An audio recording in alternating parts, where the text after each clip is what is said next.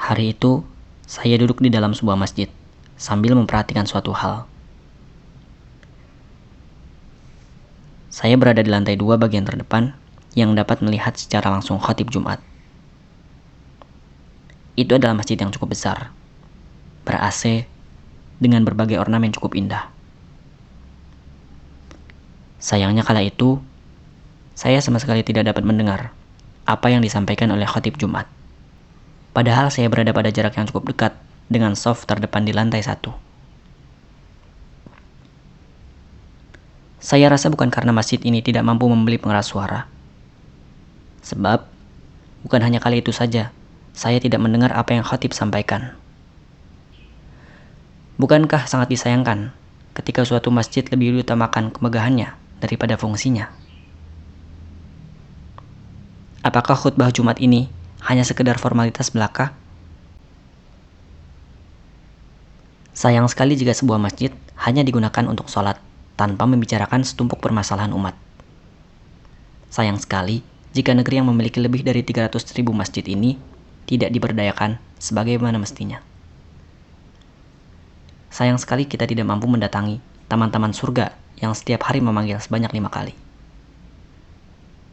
Mungkinkah kita hidup di zaman yang serba disayangkan? Fakta historis memperlihatkan bahwa ada 3 pilar yang jika diwujudkan akan memposisikan umat Islam berada pada posisi teratas dalam rangkaian sejarah.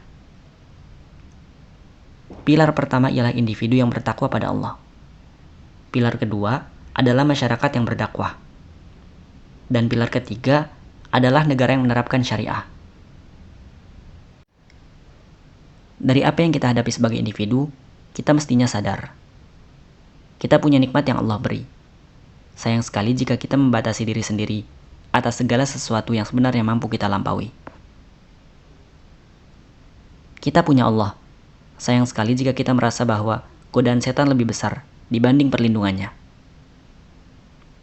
Kita punya kesempatan. Sayangnya, kita seringkali berpikir bahwa masih ada hari esok untuk mengerjakan. Kita mengetahui bahwa janjinya tiada pernah ingkar. Namun sangat disayangkan, kita seringkali menukar keabadian dengan kesementaraan. Dari apa yang kita miliki sebagai masyarakat, kita tak kalah hebatnya dalam kezaliman. Tengok saja Al-Quran.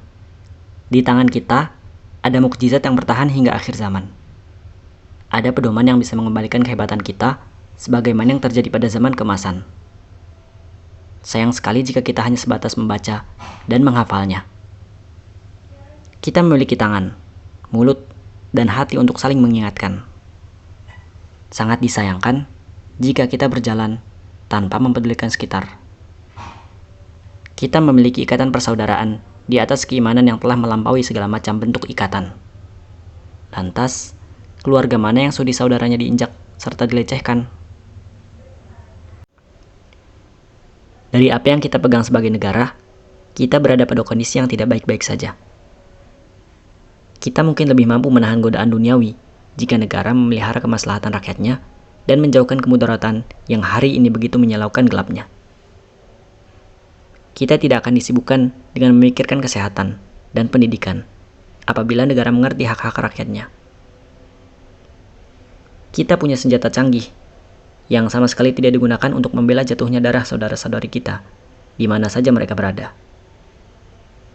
Kita punya kuasa, tapi sayang, hukum Allah tidak dijalankan atasnya.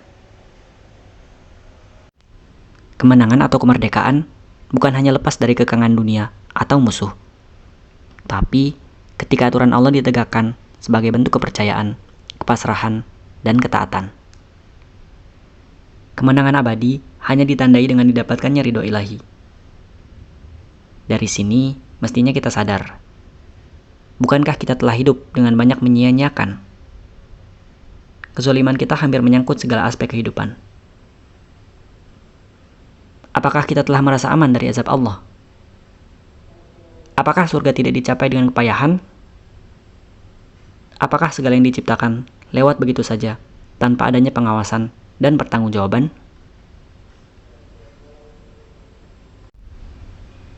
Sangat disayangkan apabila kita menjadi salah satu orang yang menyesal di hari kemudian. Sangat disayangkan apabila umur waktu kita tidak mampu kita manfaatkan. Sangat disayangkan apabila kita memilih untuk menjadi hamba dari hawa nafsu dan kebatilan. Sungguh, kita telah berada pada zona yang tidak aman karena telah merasa aman. Bukankah kita hidup di hari yang serba disayangkan, bahkan sebelum menemui kematian? Tidakkah peringatan ini kita perhatikan?